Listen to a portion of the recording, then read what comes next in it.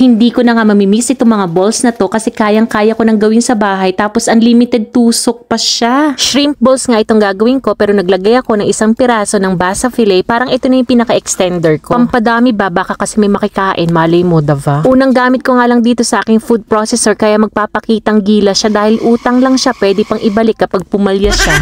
Konting ikot-ikot nga lang, durug na yung hipon at saka yung isda. Uy, pasensya na, nakaka-relate ka ba? Nilagyan ko lang yan 2 kutsara ng cornstarch, ng paminta, ng asin at saka ng seasoning salt. Katapos kang paikot-paikutin, nilagyan ka naman ng kalahating cup ng malamig na tubig para mahimasmasan ka tapos pinaikot-ikot ulit. Ito na yung pinaka-exciting part, yung pag-assemble. Hindi naman kailangan perfect na bilog, di ba? Sobrang daling gawin tapos nilubog ko lang sila dyan sa malamig na tubig. Pakadali lang palang gawin ito. Ewan ko ba kung bakit napakamahal niyan dito. Eto na nga yung mga nagawa ko, yung nagamit ko pala dyan para mga 15 tsaka 1/4 na hipon, charis. At meron na nga ako dyan nakaabang na kumukulong tubig tapos nilubog ko lang ito lahat, saglit lang, mga 2 minuto kasi pag umangat yan, ibig sabihin sign na yan, naluto na siya. Hindi kompleto yan kapag walang pangmalakasang sauce. So ang gamit ko dyan, 2 cup ng tubig, 1 cup ng harina. Bahala ka na sa dami ng bawang, paminta at sili. Pero ang toyo at ang sukal na pula ay tagkalahating cup. Haluin lang ng kaunti hanggang sa maging ganyan ang consistency. Ipiprito na natin itong mga balls. Syempre alam nyo na kapag naiinitan yan ay lumalaki pero kapag nalalamigan naman kumukulon to. Lagyan ng mas maraming sauce para mas sumarap. Kaka-excite.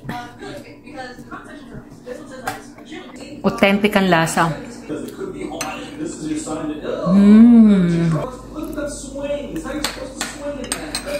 Winner.